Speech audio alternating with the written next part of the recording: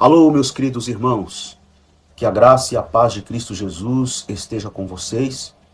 Estou aqui para, em primeiro lugar, agradecer ao meu Deus pelo rico privilégio de estar sendo difamado, caluniado, de estar sendo atacado por causa do testemunho do Evangelho de Jesus Cristo. Dói muito.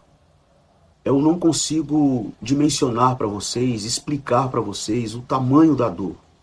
Qual a, a profundidade do sentimento que eu venho sentindo nestas 2 últimas semanas com esses ataques violentos, cruéis, que eu tenho recebido nesses últimos dias. Mas ao mesmo tempo também há uma alegria no meu coração está em paz.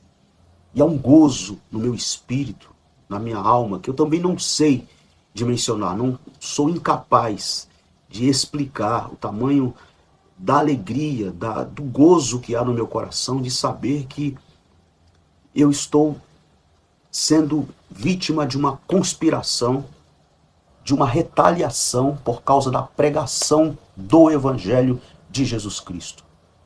Eu não estou gravando esse vídeo aqui para trazer uma nota de retratação porque estou envolvido em escândalo ou porque me envolvi num pecado de adultério. Não, muito ao contrário.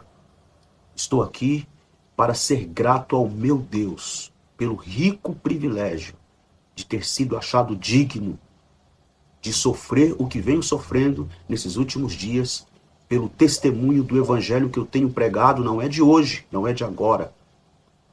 Desde a minha mais tenra idade, porque comecei a pregar criança. E até aqui, o Senhor tem me sustentado na pregação do Evangelho da cruz de Cristo. E eu quero ler aqui um texto, que esse texto tem estado comigo nesses dias. Na verdade, esses textos que eu vou ler na segunda carta do apóstolo São Paulo aos Coríntios, capítulo 4, versículos 8 e 9, é exatamente a maneira como eu estou, a maneira como eu me encontro. E Paulo, quando escreveu estes textos, Paulo também estava falando das perseguições, das ameaças, as constantes ameaças de morte que ele era submetido, que ele estava submetido pelo testemunho do Evangelho. Falsos irmãos infiltrados na igreja de Corinto estavam difamando Paulo, querendo descredibilizar o apóstolo Paulo, e ele escreveu estas palavras que eu aplico a mim no contexto e na situação que eu estou enfrentando nesses dias, nesse exato momento. Segunda carta de Paulo aos Coríntios, capítulo 4, versículos 8 e 9, Paulo diz assim: em tudo somos atribulados. É assim que eu me sinto.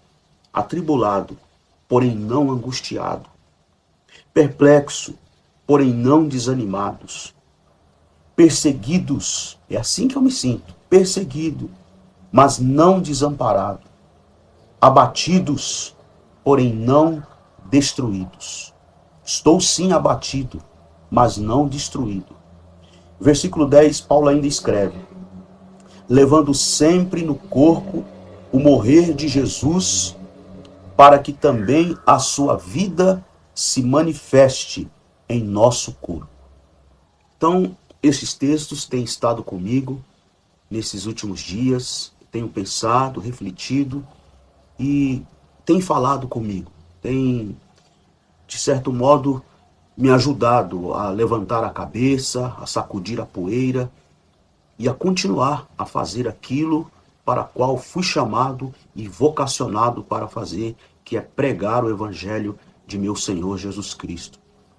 Eu quero ser grato também aqui à minha querida família, minha amada e querida esposa, fiel e valente companheira, meus filhos, Eric e Nicolas, fiéis e valentes companheiros, que me abraçaram, me acolheram. Eu estou durante esses últimos 15 dias recolhido dentro de casa, no aconchego dos meus filhos, da minha querida esposa, Adilane, e eles têm me abraçado, me acolhido, me consolado, chorado comigo e, sobretudo, eles têm me encorajado a continuar a fazer aquilo que eu sempre fiz, que é pregar o evangelho da cruz de Jesus Cristo. Recebi várias visitas de várias pessoas, vários amigos queridos, pessoas queridas que vieram aqui à minha casa, minha mãe, meus irmãos, amigos queridos que estiveram comigo aqui, parentes que vieram comigo aqui e choraram comigo, oraram comigo, estiveram comigo. E eu quero muito ser grato a Deus pela vida destas pessoas que se aproximaram de mim e que estiveram comigo aqui, chorando comigo dentro da minha casa, juntos comigo.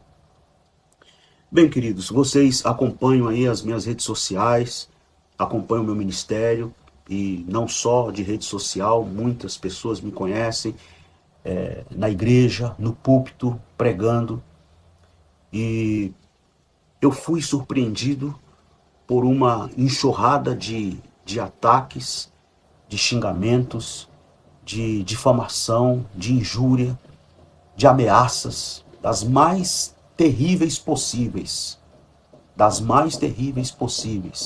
nesses últimos 15 dias. Eu estava saindo de viagem quando recebi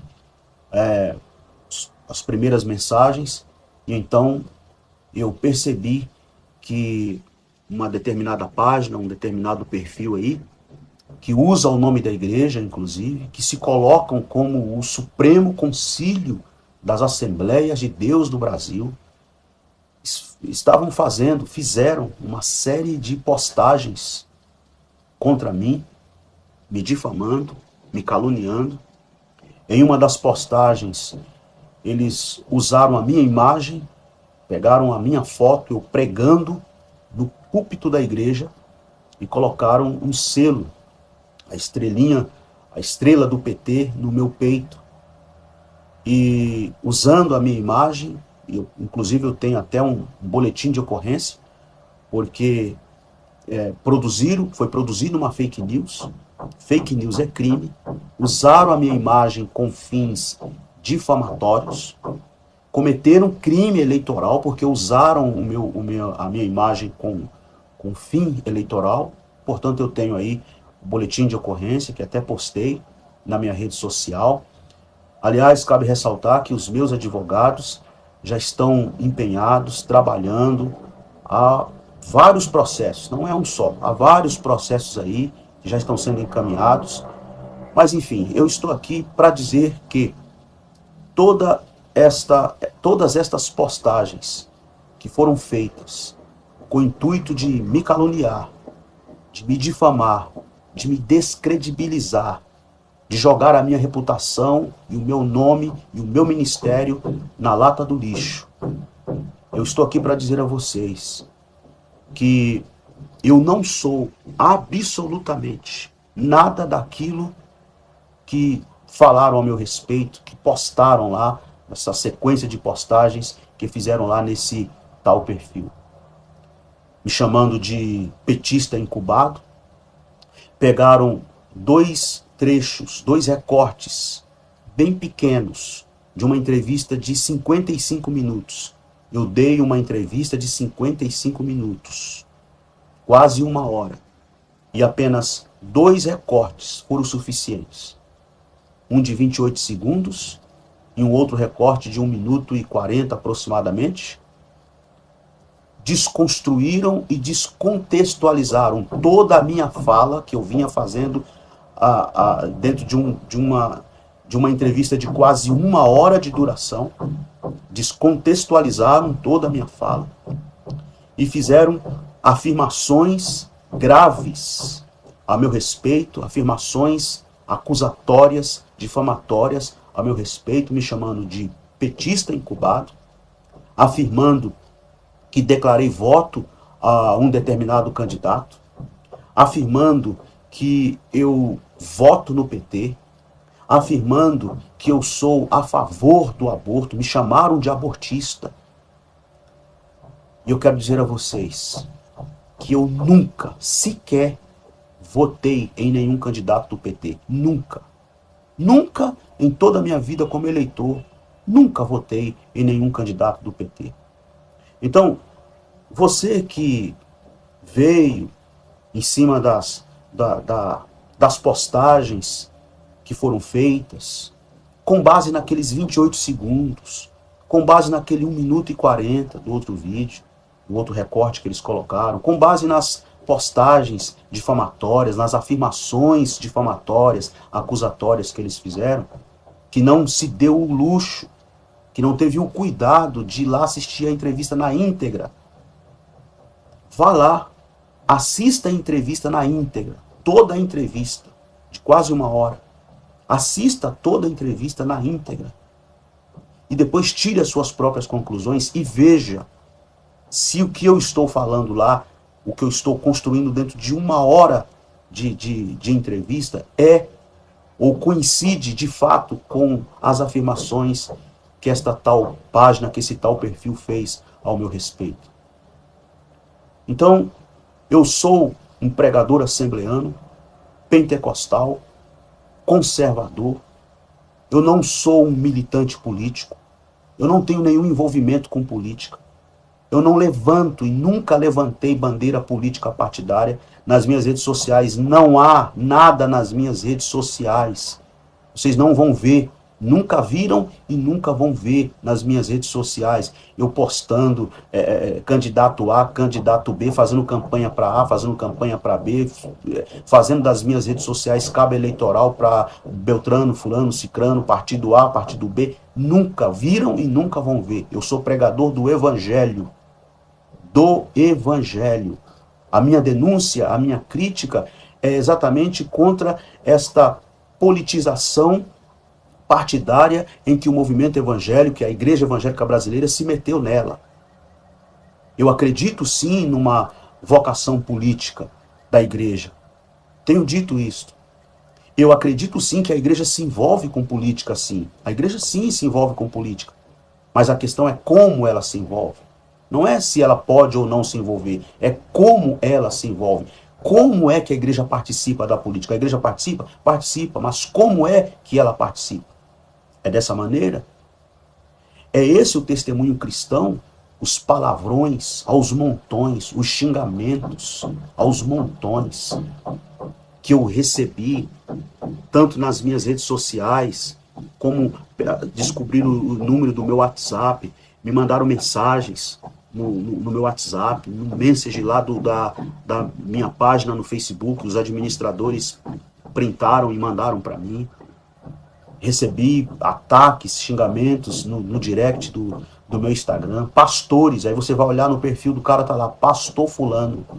Pastores, agrediram minha mãe, chamaram minha mãe de chocadeira. Um pastor aí do Nordeste, tá lá no perfil dele, pastor fulano, agredindo a minha mãe. O que minha mãe tem a ver com isso? Então assim, queridos, é muito lamentável, é muito doloroso você ver um cenário como este. Você assistir uma situação como esta. Eu tive imediatamente, assim que foram feitas as primeiras postagens desse tal perfil, eu tive imediatamente todas as minhas agendas canceladas. 95%.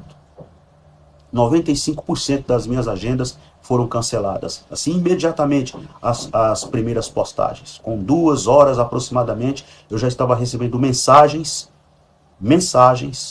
tanto em áudio como escrita no meu WhatsApp, cancelando minhas agendas. Não há nenhuma nota oficial do ministério do qual participo, do qual sou membro, aqui em São Paulo, Assembleia de Deus, Ministério do Belém. Não há nenhuma nota oficial contra mim. Não há nenhuma nota oficial da nossa convenção do Estado de São Paulo contra mim. Não há nenhuma nota oficial da nossa Convenção Geral das Assembleias de Deus no Brasil contra mim.